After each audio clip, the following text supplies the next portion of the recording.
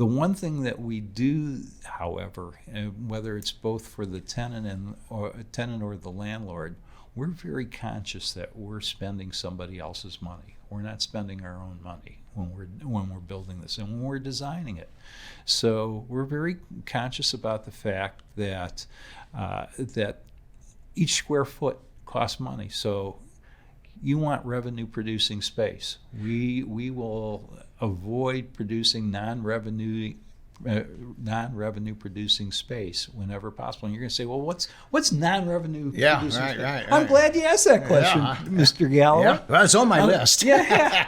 So by that I'm saying, corridors. What does a corridor do for you? You're right. Well, okay, it gets people from here to there, but it's not really producing any money. Mm-hmm. You're not able to manufacture. You're not able to conduct any more business, increase business with that corridor.